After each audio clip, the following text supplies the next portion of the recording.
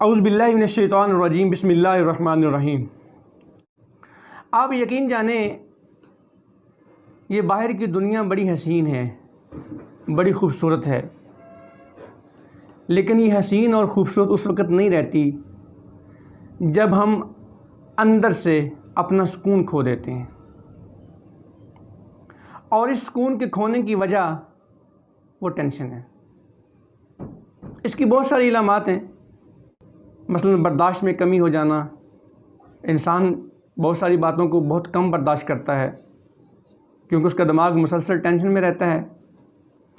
और उसके बाद अक्सर देखा गया है कि कुछ लोगों को, बल्कि अक्सर लोगों को टेंशन की वजह से भूख नहीं लगती। तो आज हम इस चीज़ को थोड़ा सा कोशिश करेंगे देखने की कि हम इस मुसीबत से किस तरह निजात हासिल कर सकते हैं। एक तो कोशिश करें कि किसी भी चीज़ के बारे में ज़्यादा तजस्सुस न करें, किसी चीज़ को ज़्यादा जानने की कोशिश न करें। जितना इल्म आपके पास खुद ब खुद आ जाता है वो ठीक है। और मेरी यहाँ से जानने की मुराद दूसरे लोगों को जानने की कोशिश न करें, दूसरे लोगों की टो में न रहें। कोई क्या कर रहा है उसको मत देखें, सिर्फ ये देखें कि आप क्या कर रहे हैं। किसी की कामयाबी पे हसद न करें, उसकी कामयाबी पे उसको दुआ दें, उसकी कामयाबी में, उसकी खुशी में शामिल हो जाएं।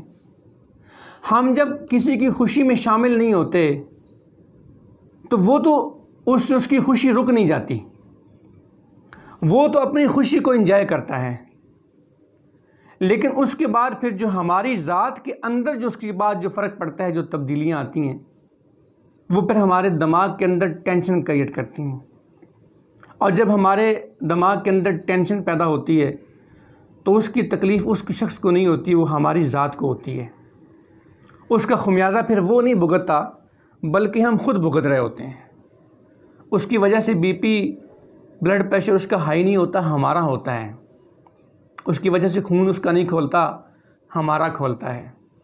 उसकी वजह से शुगर के मर्ज़ में वो मुब्तला नहीं होता, हम होते हैं।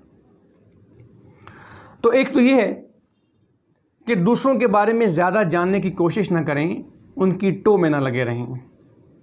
जितना इल्म ख़बर आपको मिल जाती है बस ठीक है।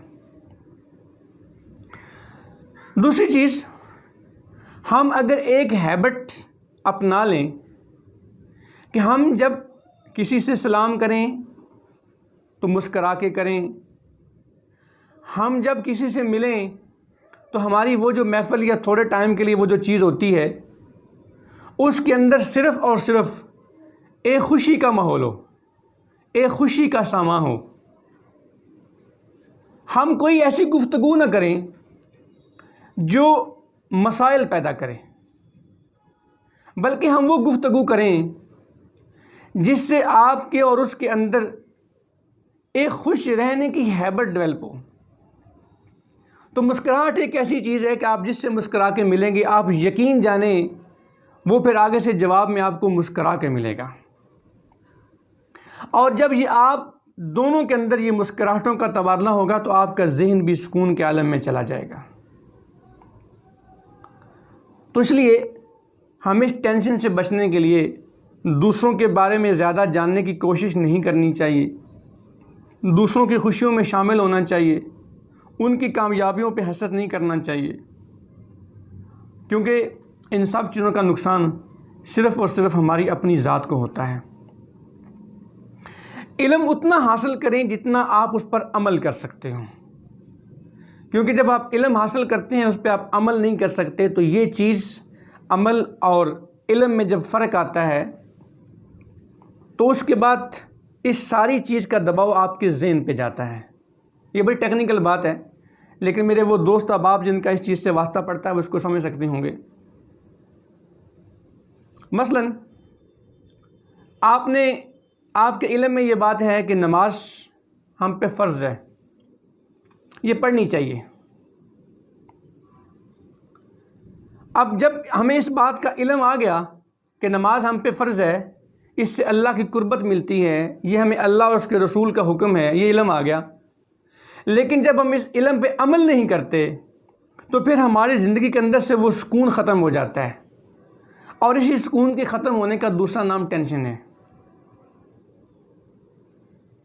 गो के नमाज हमारा मज़हबी फ़रीज़ा है और हमें इस पे अमल करना चाहिए, लेकिन यहाँ इसकी मैंने मिसाल सिर्फ आपको समझाने के लिए की है, और ये ज़िंदगी के हर शोबे के अंदर यही चीज़ है।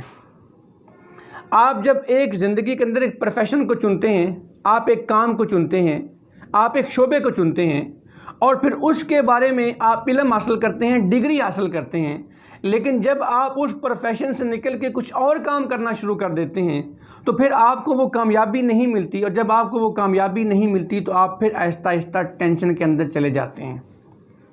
तो मेरा ये बात करने का मकसद ये था कि जो इल्म हासिल करें उस पर फिर अमल करें, और फिर उसके मुताबिक जब हम अपनी ज़िंदगी गुजारने की कोशिश करेंगे तो हम इस मर्ज़ से बहुत हद तक दूर रहेंगे।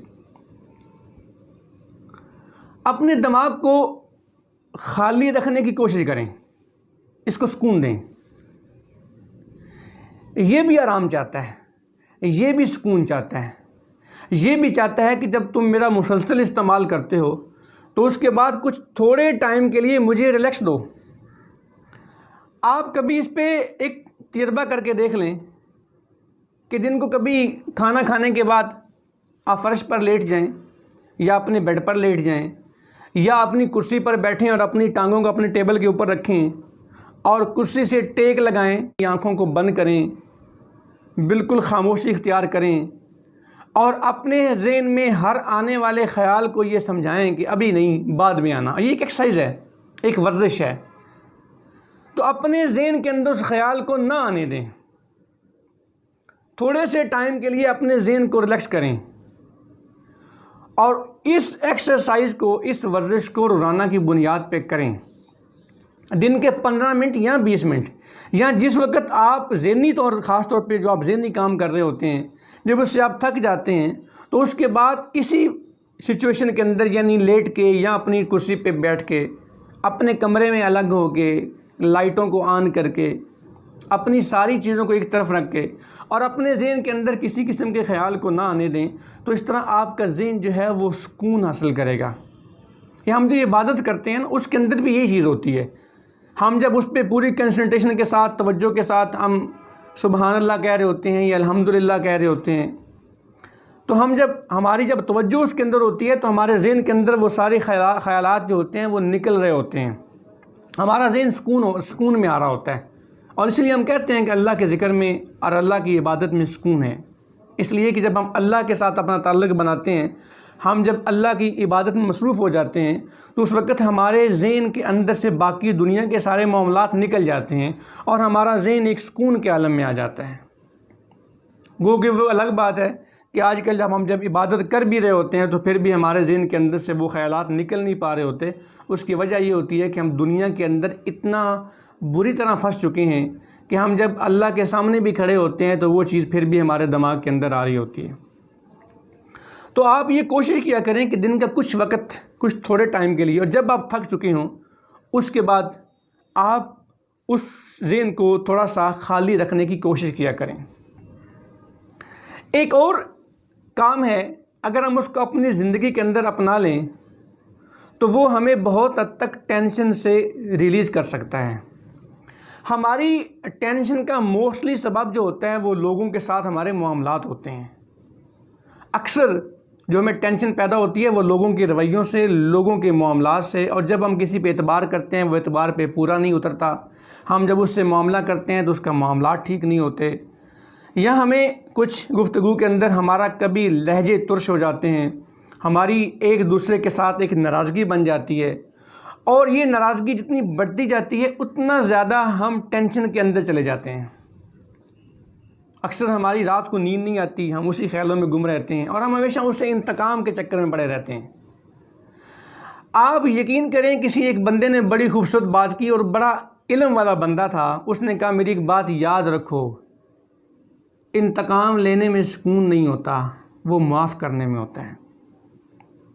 और मेरे आका हज़रत मोहम्मद मुस्तफ़ा सल्लल्लाहु अलैहि वसल्लम ने फरमाया कि देखो तुम में से बहादुर वो नहीं है जो दुश्मन को मैदान के अंदर पिछाड़ दे, बल्कि तुम में से बहादुर वो है कि जब उसको गुस्सा आता है तो उस पर काबू पा ले।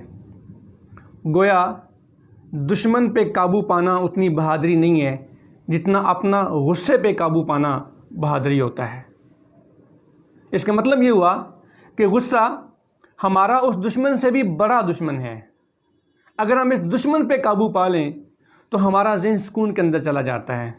तो लिहाजा जिसके साथ आपका कोई मामला है, आपको उस पर गुस्सा आता है, आपकी उससे नाराज़गी है, तो उसका सबसे सिंपल और आसान सा नुस्खा और तरीका ये है कि उसके पास जाओ और उससे गले मिलो और उससे गले मिल के उससे कहो कि कल वाली बातें कल तक थीं, आज से हम नई ज़िंदगी का आगाज़ करते हैं।